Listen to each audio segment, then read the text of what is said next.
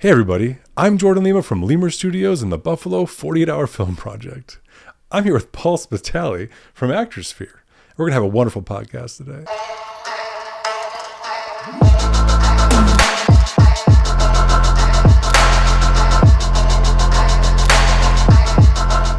Jordan Lema. Howdy. Thank you so much for coming. I appreciate you. I appreciate you rolling up on your Segway scooter. Always. And that thing is badass, I must say. And this is coming from a guy who owns a Ducati Monster. Okay. I'm just little more badass than the Segway GT1. It's a GT1. Whoa, Segway GT1. Yeah. Not a GT2. I'll get there, but so it's GT is Grand Touring. Must be in the scooter world. Yeah. All right. Well, hey, or something. You know, I have a Grand standard. Turbo. I have a standard intro. I say, please. I say, hey everybody, I'm Jordan Lema from Lemur Studios and the Buffalo 48-Hour Film Project. I'm here with Paul Spitale from Actorshpere. We're gonna have a wonderful podcast today. So I'm gonna kick it off. That's amazing. I'll kick it off. Yeah, I'm going to use that over and All right. over and over again. I did a station ID at local NPR, and I've been getting messages. People are like, "Heard you on NPR." Oh, cool. And I think I just say that I'm Jordan Lema from Lemur Studios and the Buffalo 48-Hour Film Project, and you're listening to WNED, not WNED, the radio, BBS, whatever it is, WBFO.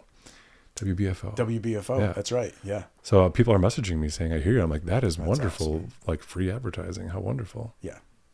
That's a great idea. You hear that out there? And, I've done some stuff for WBFO before. I've done like editorials and stuff. Nice. And because I do all my own shit, I just sent them the final product and then they put it on the air. No problem. Awesome. Because I've done all the work for them. Yeah, no, so it's great for them. Exactly. Yeah. And I had spoken to whoever was the station manager at the time, and they said, okay, we need this for a certain amount of time, and go ahead and run with it. And I did, and they're a great station they're part of the community, and it's nice, I did the station IDs because I was doing a 48-hour film project story around the time of the premieres. And not the premieres, it was the filmmaking kickoff. So they did a little story about that. It was like maybe 5 minutes. And then he's like, okay, well, I got you here. We do a station ID. I was like, yes, I'll do anything. Yeah. I'm in this studio. I'll do anything you want. Yeah. So now they're running. It's great. Awesome. Yeah. Can you imagine if they had Audivino there and did like 20 different station identifications? I'm glad you brought that up because I had thought about talking about David Audivino. Yeah. And I listened to a podcast that I think you listen to. And do you listen to the Mindset Mentor with Rob Dial? No. Okay, so I thought you did because your sign off, you're always saying, I appreciate you. That's his sign off. And I was like, or do you listen to Rob Dial and do that? So Rob Dial, the Mindset Mentor, I mean, some people roll their eyes at things that are like self-help and whatnot, or like motivational. It was a motivational, be your best self kind of podcast. But I don't. Yeah. I listen to it all the time because I'm so, trying to be my best self. Exactly. So the Mindset Mentor with Rob Dial is a pretty good one overall. I like it. And when I listen to that, now, recently, David Audivino comes on for Independent Health, the red shirt treatment. And I listen to David Audivino's soothing voice on the radio, on the podcast, so cool. On Spotify. Yeah. Yeah. I love David. Raina loves David too, apparently. We should give Raina a mic. She's got a lot to say. She does, She really does. Yeah. Was... okay, stop hamming it up, Raina. Jeez, she just keeps talking. She's got that Roddy talk where she just like she likes to talk back. Yeah. So she's worse than my 2-year-old. Anyway, and there she goes. Anyway, David Audivino. I had done some voiceovers for not voiceovers, audio commercials, radio commercials at D-Post. We recorded them. And, you know, I'm at the point now as an actor and voiceover artist that when I do something commercially, 9 times out of 10, I never hear it or see it. It's out there in the ether, and I don't get a copy of it ever. And I've just learned to accept this because early on in my career, I wanted copies of the stuff I did so I could have some kind of reel before I had any kind of reel. Now I'm just to the point where I've got what I've got and it's okay. And I'm just going to do this and, you know, have fun, get the experience, make the money, and wherever it goes wherever. Sometimes I'll hear from a friend like, hey, I heard you on a blah, blah, blah, blah, blah. There was a point where I had heard these commercials that I did on, what was it? Pandora. Okay. Over and over and over. And to the point where it's like, is the algorithm giving this to me because they know it's me? And like, did you ever stop liking it, or did you like it every time?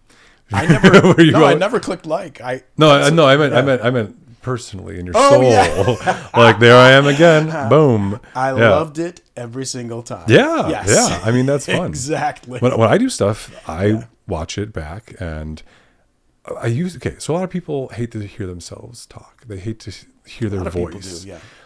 And I was that way. I used to be that way. Until you get used to it. And so you do it a lot. Yeah. And then you start to like what you're doing, and you're like getting good at it. Yes. And I think I'm getting there to the point where I can watch things and be like, yeah, they're all right. Not bad. Exactly. Not bad, guy. You did it. Yeah. Well, and I still know people who don't want to watch the movies that they've done or the commercials or whatever. I need to watch it so I can critique myself. Totally. You know? Yeah. And say, oh man, I mean, I get down on myself a lot and be like, oh, you sucked. You shouldn't have done that. But I use it as a stepping stone to be better next time. And, you know, consciously keep that performance in my mind and critique it. And there's a little bit of ego involved. I mean, what the hell? I'm an actor, so I'm not an actor, but I am something. But you have acted. Not really. Not really. Really?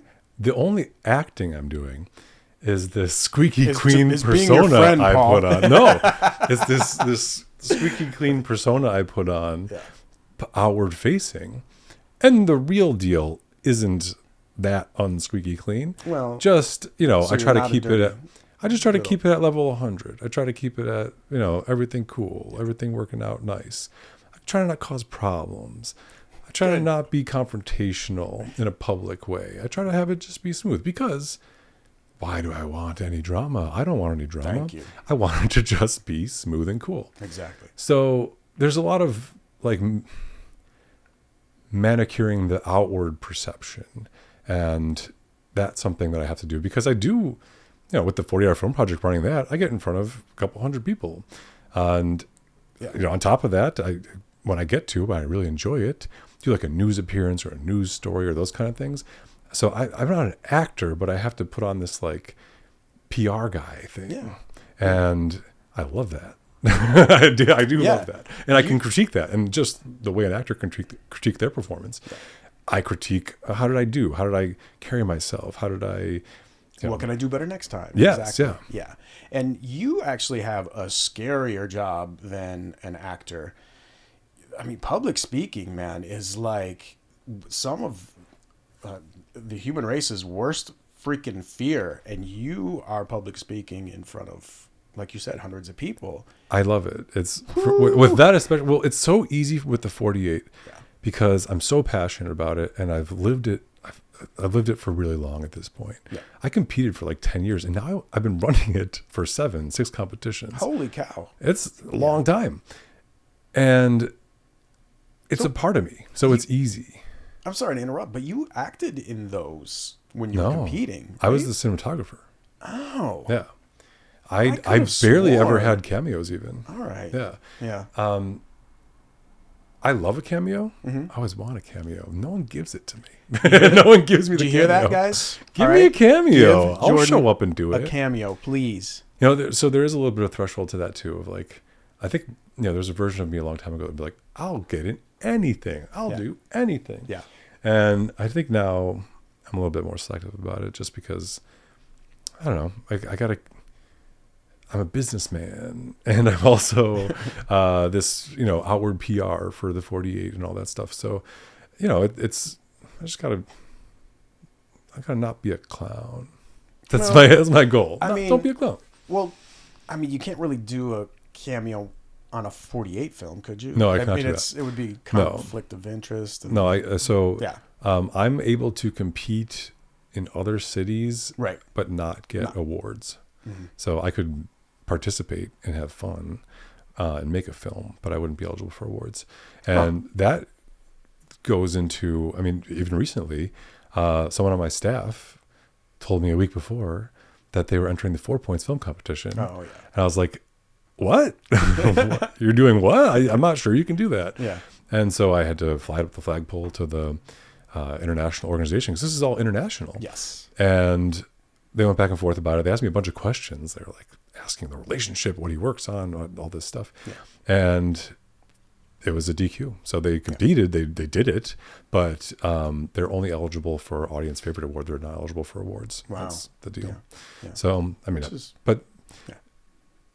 everybody involved knows that there's not cheating. Everyone involved knows that we're not going to horse around and do something bad. Right. But there's this other layer of it that's the appearance of the fairness. Because once someone does a really good job, everyone's mind goes everywhere.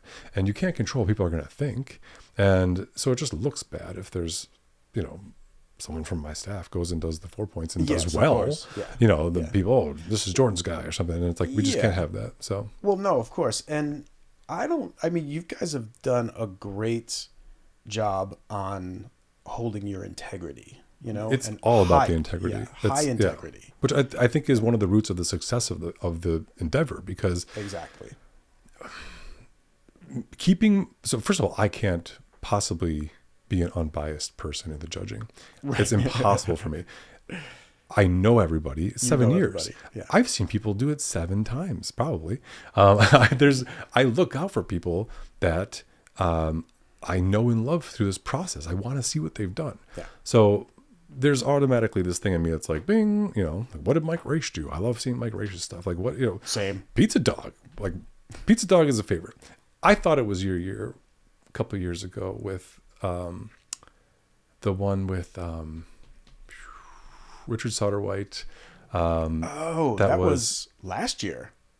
But yeah, I guess so. Yeah. With, what was it called? Almost November? Something like that. The drama. Yeah.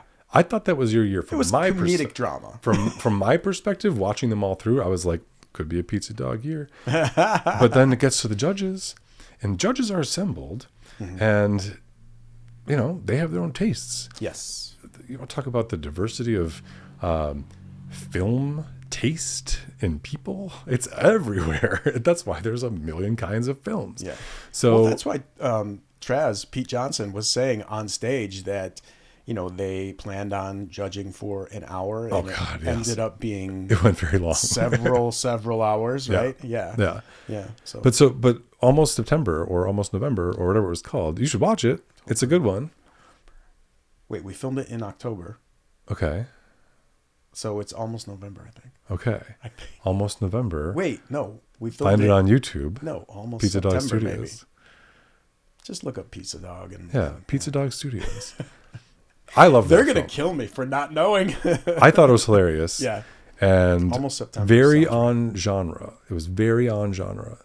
And I thought it was very funny. And like I said, I thought it was your year. Then it gets to the judges, and there was actually, so it was in the judging that year. It was almost like comedy was tough for those judges. That was a trick, and it kind of broke my heart a little bit, because I was just like, no, it's funny. Because I love funny stuff. Yeah. I love it to be funny and silly. In the 48-hour film project, I love super weird things. I Yeah. like it when people just sort of like pull in a what Do you the hell remember moment. The Like, year I of the love that. talking tomatoes. Do you Mike remember? Raish. Yeah. That was Raish. Yeah. Oh my god. That was Mike Raish. That was one of How my favorites for a long time. Saucy. funny. Saucy. Yeah. Oh my Saucy God, that stuck with me. was a little saucy. It was a little, there's not a whole lot of sex appeal in the 40-hour films, and a little bit goes a long way. If someone went over the top, that would be weird. Yeah. But like this year, they had The Teachers, and they skirted. I forgot what that one was called, but they were in the top 4. Yeah. And it was I mean, it was, yes, it had a sexual nature to it, but it wasn't like gross or crude or crass. Yeah. And it's one of those things where, you know, people kind of perk up a little bit, like, what's happening here? Yeah. And it's funny. Yes. And it worked. Well, this year with the salt and pepper shaker, Okay. what the hell, man? That blew my mind. I loved it. So, yeah. What? No, that one's super good. What was it called? Do you remember? Pairings. Pairings. Yeah. Pairings is very, very, very good. Oh my And gosh. Yeah. I'm not a judge. Mm-hmm. In some ways, I actually think it's the best one.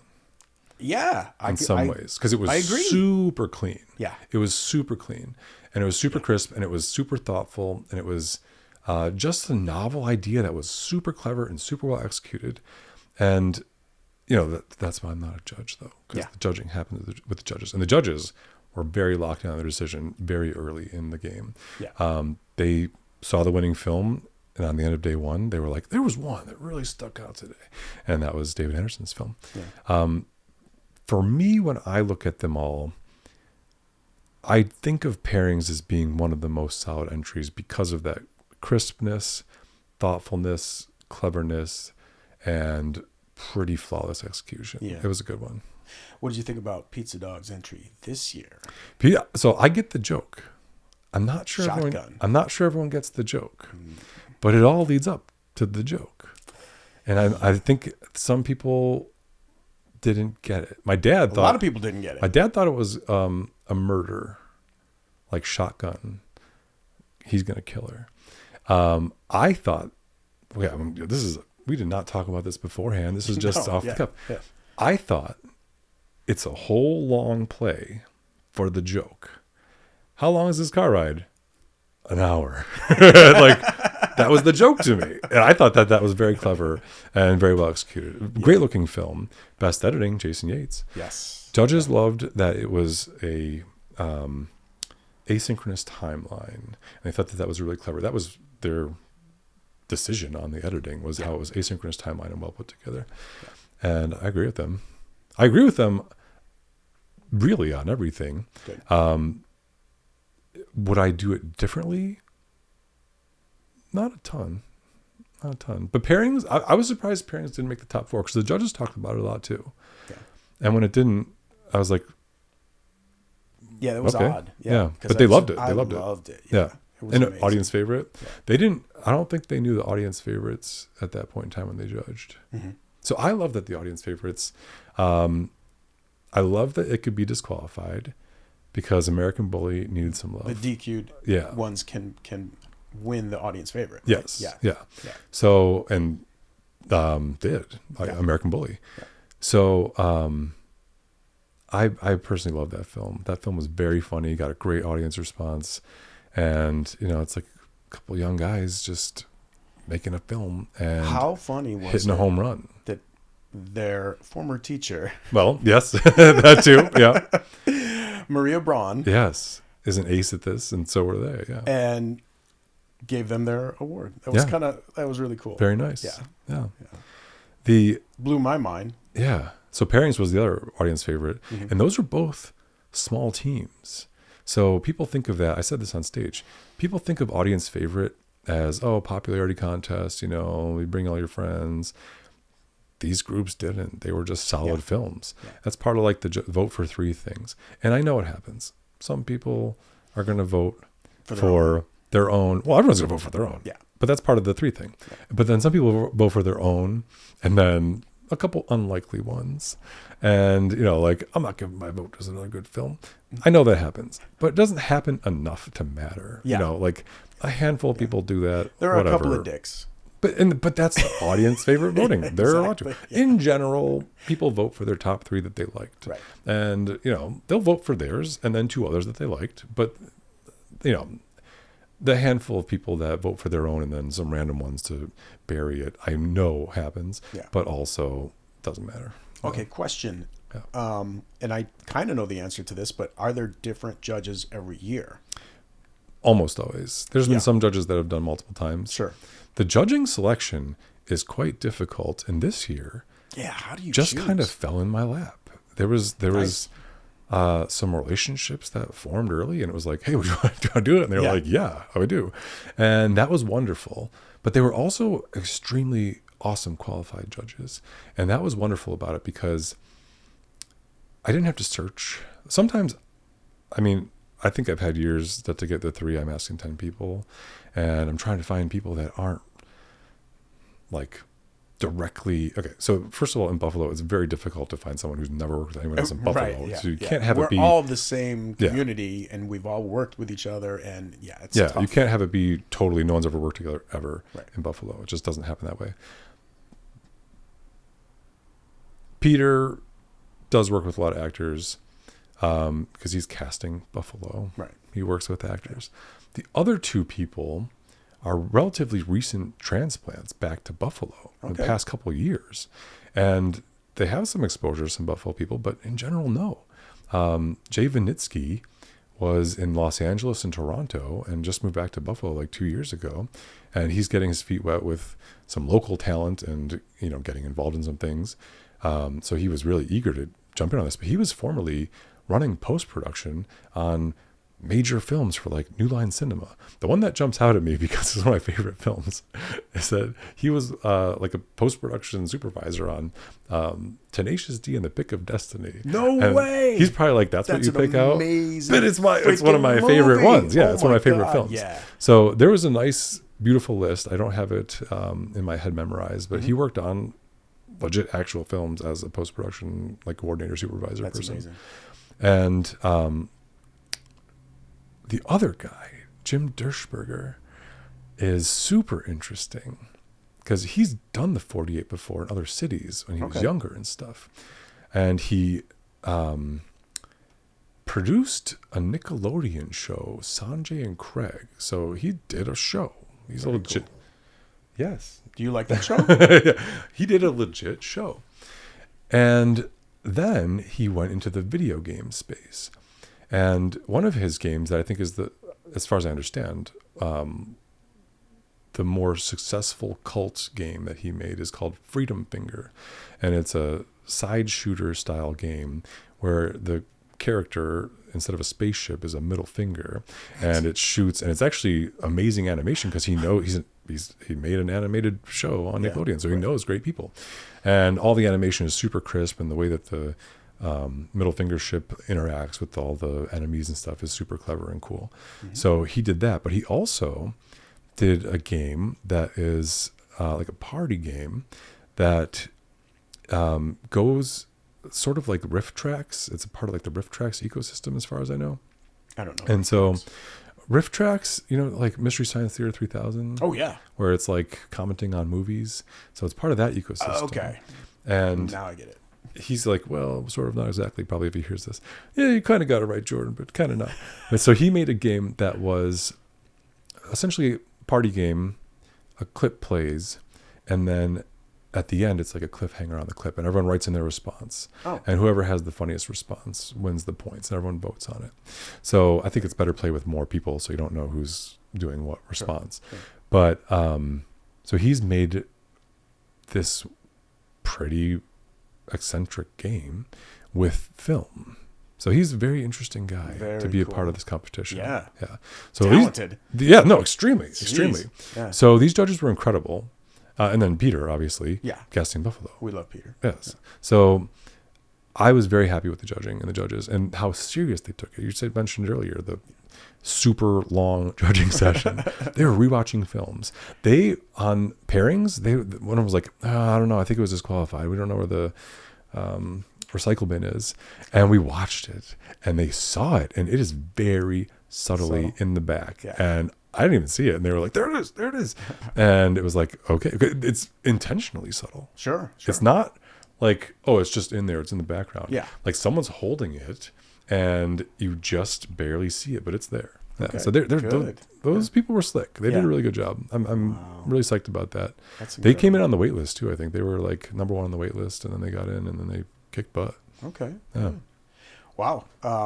So speaking of wait list, how many teams do you get? I mean, we capped it at 30. Yeah. Down? Yeah. Yeah. Yeah.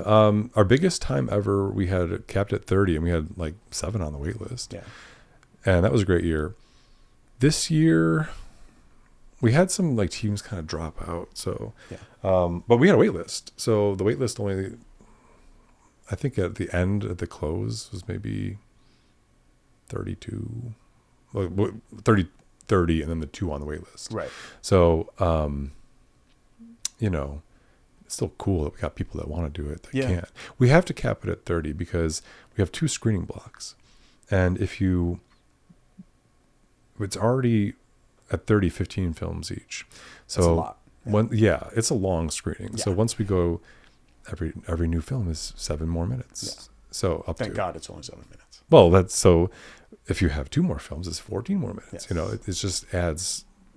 So we have to really cap it where we do. How do you determine who's in and who's out? First come, first serve. First come, first serve. Yeah. And it sold out early. That's fair. Yeah, it was before the early bird deadline. It was already sold out. Wow. Yeah. It's good. It's great. And, so many of the same teams compete year after year after year. And it's great to see people's evolution, Well, talk about evolution. The Fighting Mongoose crew, where historically they have been very funny and silly and successful except for, and this was my biggest criticism of their films all the time, they had you had trash audio. The audio was trash. People couldn't hear your jokes. Sorry, guys. They couldn't hear your jokes. Sorry. And this year, it was an interview format primarily. So it had good audio, and you could hear the jokes, and it was wildly successful. It also was more polished than usual, and in general, just a tighter film than usual. Right. But there were years where you just couldn't really hear the jokes. And if you heard the joke, or if you tried to hear the joke, it was pretty funny, actually. So that was something that they overcame, and that's wonderful. And then they were the runner-up this year. So it's working out for them. Yeah. It's working out. Yeah. That is for everyone. Yeah. Trash audio doesn't work. Yeah. And there's the biggest complaint you for need 40 an hour audio films. person.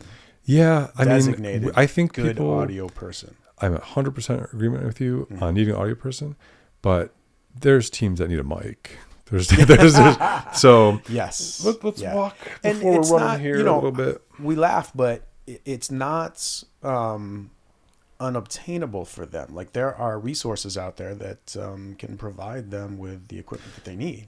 You can rent it. Yeah. There's some options that are not terribly expensive. So go to school, you can get it from. There's that. Buff State. Yeah. There, Squeaky Wheel, I think, has some rentals. Wheel. Yep. Buffalo Camera probably has some rentals. Yep. A lot of people that are pretty good shooters, they have a nice camera and stuff like that. If they're a photographer that does some video, don't always have the audio worked out.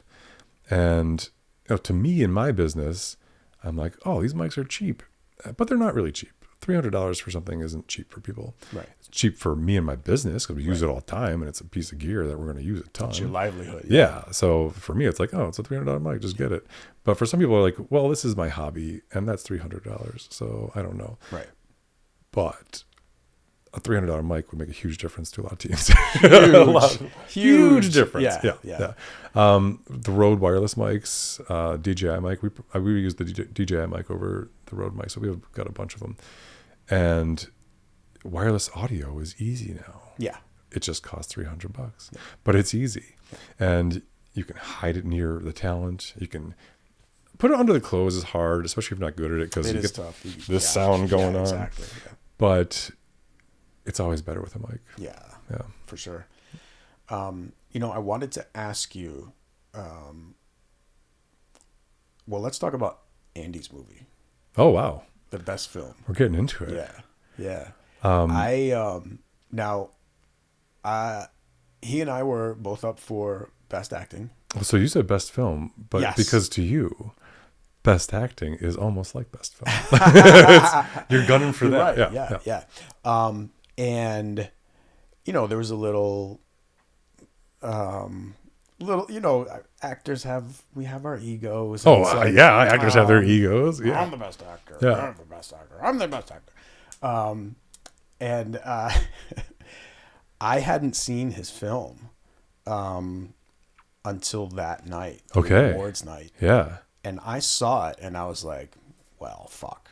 Okay. All right. Yeah. I get it. Yeah. It was like, and this was before obviously, I saw the film before the awards were announced. Yes, yeah. And after I saw his film, there was a break, and I sought him out, and I said, Andy, how fucking amazing. I want you to take it all, man, because you have the best film. You did the best acting, best this and this, all of just, I'm so proud of you, man, and my ego melted away as soon as I saw his film. That's beautiful. Incredible. That's the dream. Yeah. The Actorshpere podcast is brought to you by Bison Insurance. Do you have insurance? Everyone has to have insurance, right? Once you start adulting. I had insurance, and I did it all myself. I went online and thought it was easy. Just, typed in all my information, got a quote, paid everything online, didn't talk to anyone. But then I was referred to Anthony at Bison Insurance. And he said, you know what, man? Let me just check out your insurance and give you a free quote and see if I can save you money. So I said, okay. And he came back to me with quotes on my homeowner's insurance, my car insurance, my motorcycle insurance, my everything. And he literally saved me thousands of dollars a year just by doing the work for me. It was easier than going online because all he did was make a phone call and give him some information, and he saved me thousands of dollars. I couldn't have done that on my own. So call Bison Insurance at 716-791-7475 for a free quote. Again, you can call or text 716-791-7475 at Bison Insurance, or go to insurancebison.com. Of collaboration in the 40-hour film project for people to support each other like that. So first of all, thank you for playing the game right. But on top of that, I'm so proud of Andy because he's on this thing right now, and he moved to New York, sold his business, renting his house out, and it's like, I'm going to be an actor now. And then he wins Best Acting. Yeah. So it's like falling into place in a very lovely way for him. Yeah. And the judges don't know that. The judges don't know his story. They don't know who he is. Yeah. And it just worked out for him. And I'm very, very happy with him. Yeah. I was definitely like, okay, can't end on that film. That's not the day's closer. Yeah. I got to keep that one somewhere, 3 from the end. Yeah. Got to have some emotional uplifting after that. So that's always a thing. I always try to end on something kind of funny or something that's going to leave people walking out with a smile. Is that that's why an important part. Pizza Dogs is always towards the end? Well, they've always been. So the ones at the end are clearly always pretty strong ones, but also funny ones. Mm-hmm. That's the goal. And traditionally, that's what we've always done. So this year, I don't remember who I ended on for David Anderson's day, but I in hindsight, do wish I ended on David Anderson's, because the crowd response to like the like fluid coming out of the mouths and everything like that, and the whole film, like people responded to it in a pretty like visceral, fun way. And like, I don't know how the crowd would react to it. I can't remember, what was it called? David Anderson's? Yeah. Out of Place. That's the one that Out won. of Place. Yeah. Oh, okay. Yeah. So there's a scene where the bodies switch and they do like a voodoo ceremony style looking thing. And this fluid comes out of the mouths of the people. And it's got this like visceral reaction to it from the crowd. And it played better than I thought it would, honestly, to the whole crowd. People really were like, oh, like they really had a good reaction to it. So I wish I ended on that, just because it was like a very emotional, you feel it kind of thing. Right. I ended on some pretty standard funny, and that's fine too. I'm a little hard on myself about these things. Overall, it's fine. We all are. Yeah. It's good to have humility. Yeah. The other ones this year that came out of nowhere, I don't think people got it, but it was clever and cool. SUNY Purchase Mafia did a film that was like a therapy session of aliens. And I don't remember seeing it. Yeah, it wasn't in the top 10. I don't think. But there's something was weird about the audio, where it was recorded fine, but also not fine. And I used to have a mic that did that. I had a Rode NGT2 that if you were not in the pickup pattern from it, you'd be like, wait, I can hear. No, it's like I can hear it, but I can't hear it. Like it sounds like it's like fine, but it's not fine. And something was going on like that, where it's like, no, you can hear them, you can hear what they're saying, but it just wasn't coming through crisp in a way that you were just absorbing it in your brain, or you had to struggle just enough to hear what they were saying. I don't think it was all landing. And it was a very funny, clever film that was very thoughtful, very dialogue driven, so you had to be hearing it. There's people sitting in a chair, that was all it was. But theirs kind of came out of nowhere and was super fun, from people that I just randomly didn't know that did a good job. I've said this before, I don't know if I've said this to you, but I love the fact that we've created this amazing community, this creative community that turns out these beautiful films every year in 48 hours. And not only is it community, but it's like friendship, it's collaboration, it's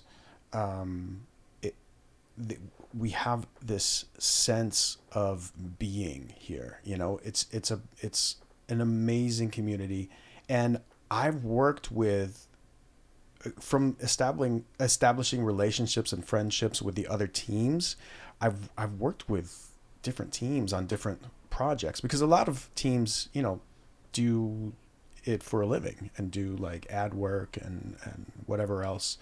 So it's nice to be able to have this community here in Buffalo, in order to just have this creative community thrive. I love it. And I'm not done, because I'm about to compliment you specifically. Thank you. Okay, I'll take it. Because you've really taken this in the past 7 years to the next level. Oh, I appreciate that.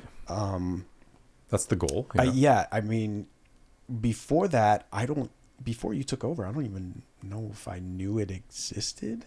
And I know that you go above and beyond, Jordan, to make it known to everybody that it's here and that it's high quality and that it's an incredible project and to be a part of. So I'm fighting that fight. Yeah. You do such a great job, man. I know the metrics on the social post reach and how our ads perform. And I would love it if it was a Buffalo phenomenon. I would love it if there was some year that I would love to sell at the North Park Theater. It's 600 people. It's pretty tough to sell that out. Well, I would love to do that. We do very well with ticket sales. We have a very good base of people that do the project and enjoy it, and their families want to come out every year. in the acting community, in the filmmaking community, in the media community, everyone knows it. Easy. Of course. It's, and I don't know how to get into the market of people that aren't that, and maybe you don't, but I would love it if there were people that were just like, oh, this crazy thing happens in Buffalo. We got to see it. It happens everywhere, but this crazy thing's going on. We got to see it. Yeah. So I try that with the ads. Goal. I try to, sometimes I target the ads of like weird things, and like I have ads that, there's like targeted towards audience members, targeted towards, people who like your page and their friends, people that are actors. So I have a couple different setups for that. Right. And then there's just like the everyone one, and it's like, see who we get. But, it would be nice to just get people who want to watch films, right? I mean, people who appreciate movies to come in and watch these 7-minute films and, kind of get the reaction would be nice. People who just want to see something crazy happen, because there's a lot of wild films. But to hit on what you were talking about before too with this community, there's two things in there. One is that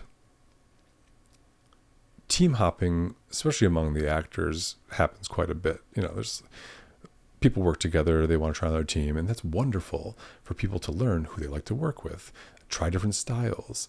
Right. Going way back to the beginning of what you were saying, you do some acting sometimes and things, and you don't even see where it goes, or you don't. In the 40-hour film project, you see where it goes next week. That's right. And it's done. Right. Yeah. And that's a wonderful thing about this project for actors, that you can be in a film, it gets done, and there's something to see nearly immediately, because in 2 days it's done. Yeah. And then in a week it's on a big screen. And then if you did a good job, you're getting awards for it. Exactly. So it's a really fun thing. It's amazing. Yeah. And I love the fact that it's in so many different cities. And so that was point 2. We're about to talk about the same thing. Yeah. Yes, point 2 of what you were saying with this community here. Mm-hmm.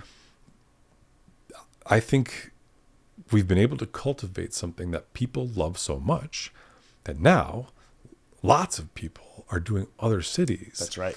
And that's Buffalo people. Lots of Buffalo people. Yeah, because for people who don't know, we're making this assumption that everyone who's involved in this knows about the 40 Film Project, which probably a lot of them do. Probably a lot of listeners are aware, but it's an international film competition that, give or take, depending on the year, COVID was a little weird. The most I've heard of it being is like over 130 cities in a year. Right. It's always over 100. It hasn't dipped below there as far as I know.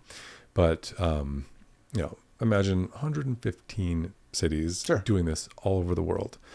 Every year. Australian team, Japanese team, teams from Africa, like straight up people all over the world doing it. So then when they win, they go to this next round, which is Filmapalooza. This year it's in Lisbon, Portugal. Mm-hmm. And when you go to that, there's literally Japanese team with you. Yeah. That sometimes there's people that don't speak English very well, and they're all the films are subtitled into English, so you can watch them. Right. But it's a true international multicultural phenomenon, and you get to see what the best filmmaker in all these cities all over the world did. Yeah. It's super cool. And as from an actor's point of view, it gives me, so I have, as I think Pizza Dog, we're a well-oiled machine. We do our thing every year. We get more and more efficient and more fun and more, we explore different things, especially this year. And the thing is that we're full-time working adults, full-time parents. Yes. And to be able to do another city is kind of tough, because it's tough to even fit the Buffalo 48. Sure. But for me as an actor, I am hungry for more. So I'm fortunate enough to have joined the Shady Acres team. Beautiful. And we had just filmed the Cleveland 48. Yes. And I'm eager to see that one. It is amazing. Like I'm on the Pizza Dog team, but I've never been on a team like this where they are working hard 24/7. It's it's a no sleep weekend. It's with Pizza Dog, we come in, we do our thing, we film for 8, maybe 10 hours, and we're done. Everybody's got their job to do, and we go home and sleep. But Shady Acres, it's all hands on deck, and it's a good size crew, cast and crew too. All hands on deck. Everybody's multi-talented and does all these different things, all these different roles. I was not only actor, but I was a writer. I helped produce, and we came up with this beautiful final product that I had no idea was going to be so. I mean, obviously, I'm impressed with it because I'm part of it. But if I were to take a step back and look from the outside, it blows me away. Because they do this all the time, this team. Yes. Yeah. And I'm eager to see this one. Yeah. I saw their list of nominations. 16 nominations. I mean, okay. I didn't even know that there were that many awards. Yeah. Well, ours has, maybe I had 20 something awards. So there are that many. But that's a here nor there thing. 16. No, when I saw that, and I've seen the behind the scenes stills and stuff like that, and even the artwork for the poster is fantastic. A lot of it. Incredible. Mike Raish did that poster. I'm rooting for a Taylor Martin win in one of these cities. Yes. She's been really putting it out there. She's been doing a lot of cities. Yes. And shout out to Taylor. This one, I think, I don't know. There's nothing in me saying anything because I don't have anything to do with that 40 Film project. Right. Zero. Exactly. I don't even know who specific. Maybe that city producer would be like, Jordan, we met. And I'll be like, I forgot. Sorry. I don't even know the city producer there. Yeah. I know a lot of city producers from all over the world. I mean, that's part of me going to this other thing. I meet them. Right. The Cleveland, I know the old Cleveland one because he used to be part of the 40 Film Project staff. I don't know the current one, I don't think. And maybe I do, and I just don't know their Cleveland.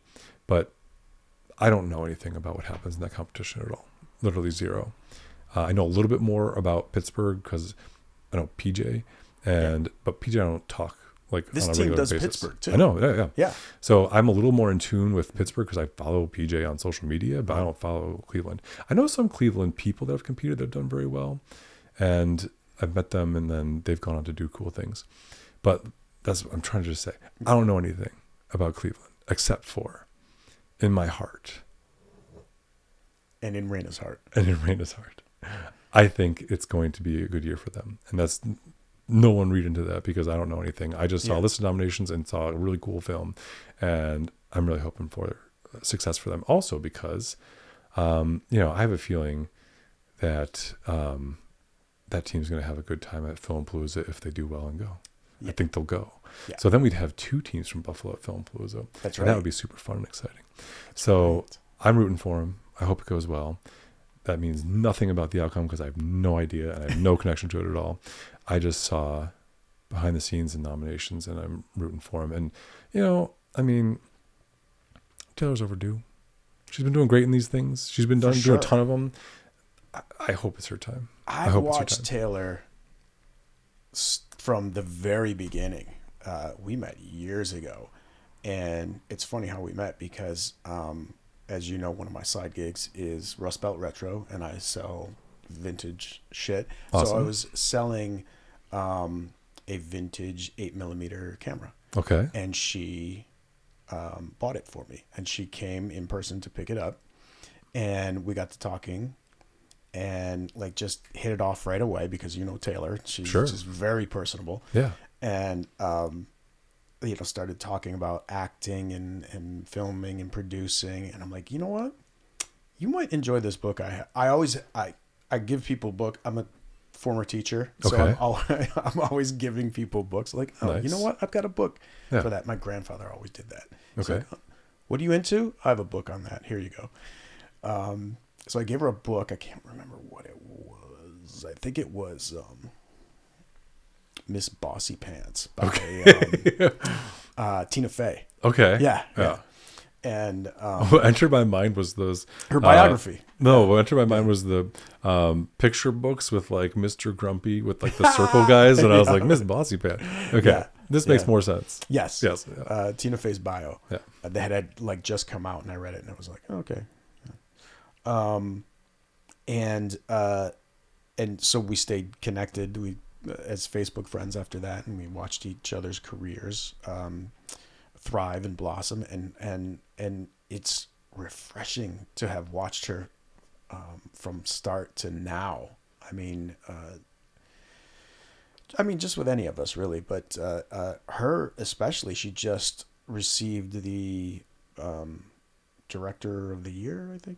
Yeah, Buffalo Dreams. Yes. Something like Filmmaker of the Year. Filmmaker of the Year. Yeah. That's what it was. Yeah. But, Yeah. I mean, she's performing in, I feel like the number is maybe 5 40-hour film projects in a year. I don't know the number off the top of my head, but I feel like it's 5. Could be more. Probably. She might be saying, Jordan, it's 8. Yeah. Maybe it is. I don't know. Yeah. In my head, I feel like 5. Mm-hmm. And that's a lot of dedication, a lot of time. And to have a team that is able to do that and rally behind it and want to do it so much is a testament to that team in particular, and the charisma they must have together and the bond that they have together, but also how cool this project is, that it gives people this outlet all over the country to do these fun and cool things. Yeah. So I really glad to see it. Candace and Dwight Barlow, they also did Toronto, and I think maybe Pittsburgh. I'm not sure. Was Taylor the only one in Pittsburgh? I don't know. Because I don't know all the ones. I want to have a screening. I wanted to do this. Actually, I proposed this to people maybe in like January of this year. And for a number of millions of reasons, it didn't work out. But one of them is that I've been negotiating for a cooler space for my business for a way too long time. And there were lawyers involved, phenomenally expensive. It was a terrible situation to have lawyers do all that stuff. Yeah. But better, because in my youth, I used to be like, oh, contract, okay, sign it, cool. But this took a very long time. Wow. And that was one of the holdups. But I want to be able to have people into Lemur Studios more to do screenings for this and to watch things. And next week, Thursday, which probably is not evergreen for the podcast. I don't know when it's released, but we're doing a 4-point screening. It will have passed. Okay. Yeah. So a couple of weeks ago, we did the 4 Points film project screening, and we've never done that before. But we have so many teams from Buffalo. That would be part of Taylor's 5 if she did 5. I don't think she did. Not 4 this points. year, but last year. Last year, yeah. And we're doing 2022 and 2023 4 Points teams. We're going to screen them because no one gets to see them on a big screen. Oh, that's amazing. So Yeah. I hope she knows that. I've been putting on social media. I haven't reached out to the teams directly yet because I don't have all their info. Well, all right. Waiting on that. Legit. But I've been posting, send me your films. Let's do this thing. Yeah. And we got the screening room. I'm probably going to end up having some sort of I was like going back and forth. I'm like, do I make it just rent the screening room and just do it? Right. And then I'm like, oh, well, then we got to pay for that. And then we got Tyler's going to put the reel together. So then we got that happening. So I was like, I really probably should just see if we can get the money back on that. Yeah, but we're going to do it. We're going to host it. Yeah. None of this is really for the mega bucks. I do have a business for that we do pretty okay. Yeah. So that's the goal. And that's how I'm able to do this. I wouldn't be able to do this if I wasn't doing pretty good in the rest of the business. Yeah. There's some parts of me. There's been years where I've been extremely busy around the time of the 40-hour film project. It was difficult to do both. This year was not one of those years.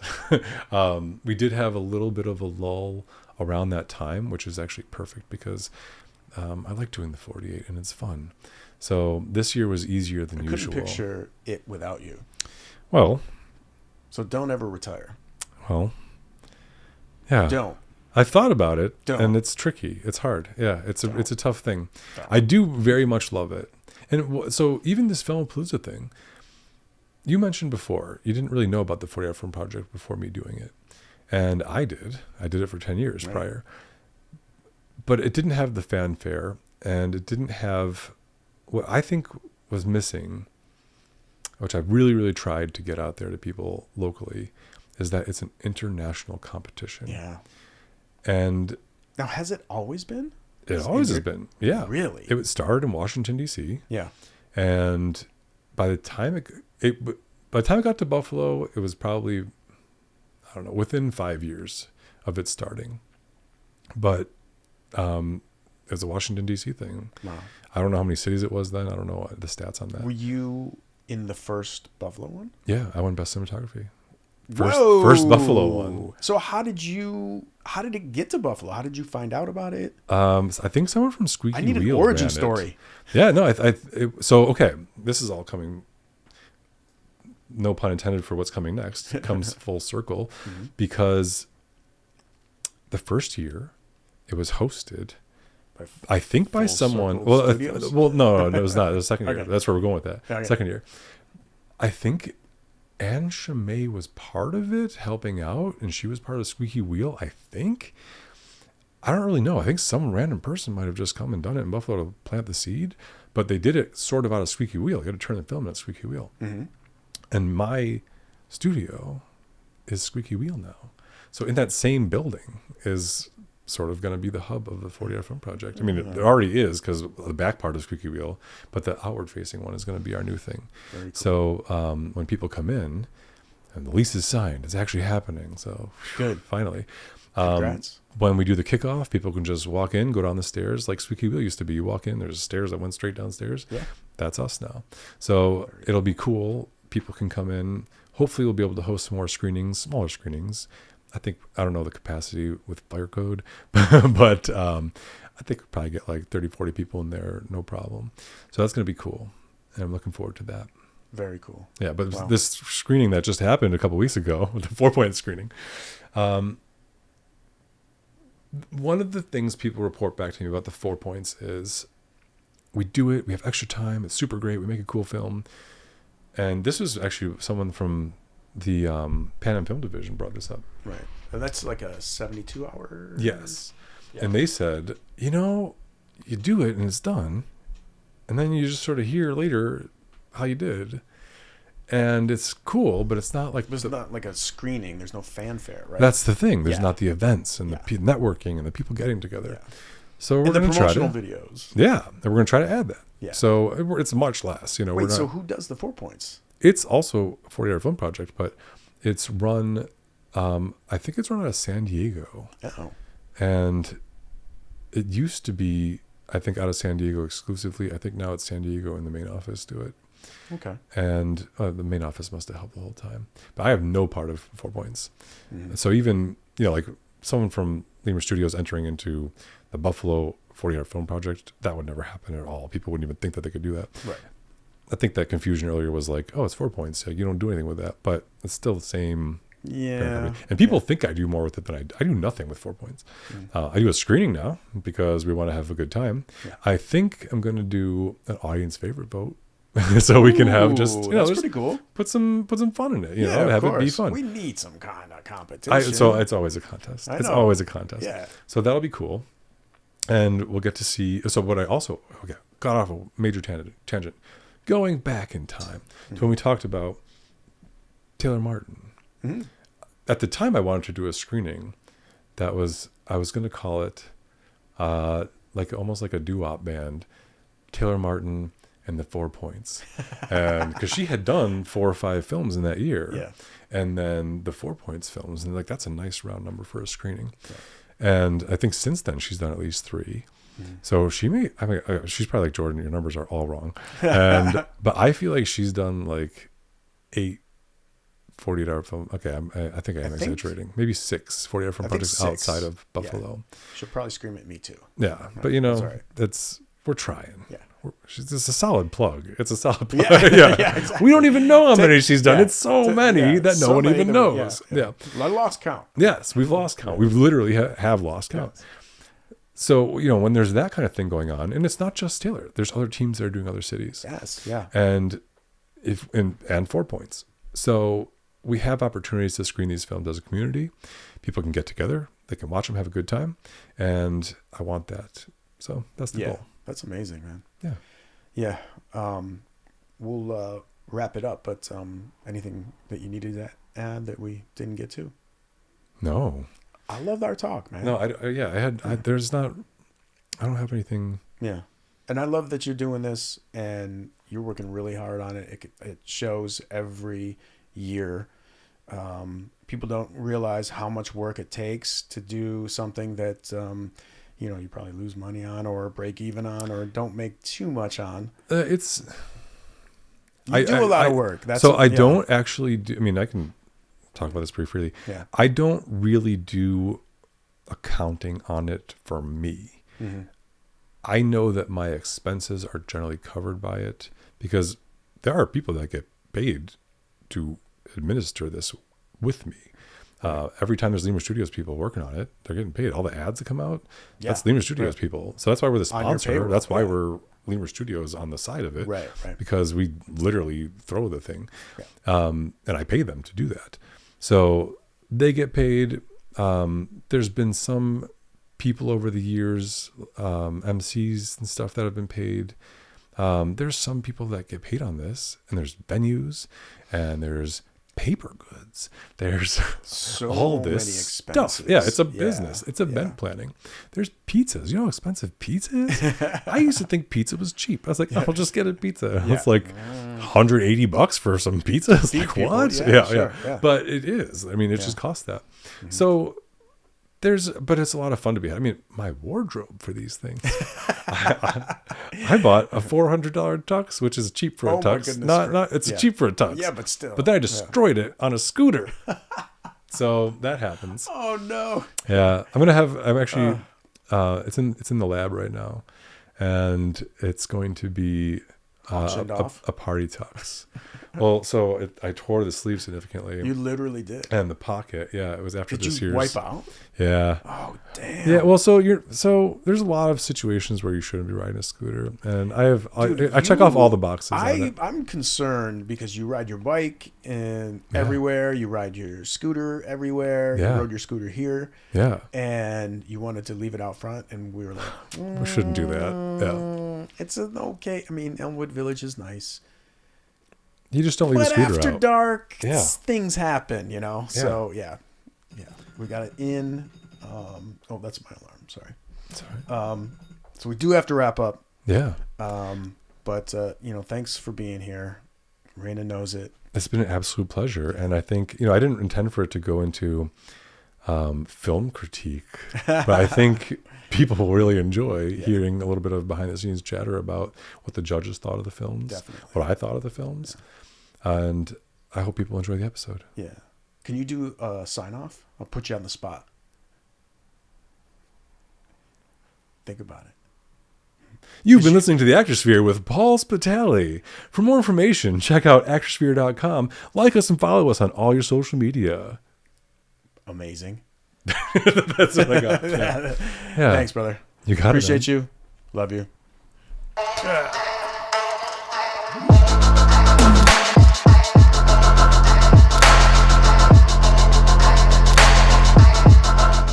The Actorsphere podcast is brought to you by Bison Insurance. Do you have insurance? Everyone has to have insurance, right? Once you start adulting. I had insurance and I did it all myself. I went online and thought it was easy. Just, typed in all my information, got a quote, paid everything online, didn't talk to anyone. But then I was referred to Anthony at Bison Insurance. And he said, you know what, man? Let me just check out your insurance and give you a free quote and see if I can save you money. So I said, okay. And he came back to me with quotes on my homeowner's insurance, my car insurance, my motorcycle insurance, my everything. And he literally saved me thousands of dollars a year just by doing the work for me. It was easier than going online because all he did was make a phone call and give him some information, and he saved me thousands of dollars. I couldn't have done that on my own. So call Bison Insurance at 716-791-7475 for a free quote. Again, you can call or text 716-791-7475 at Bison Insurance, or go to insurancebison.com.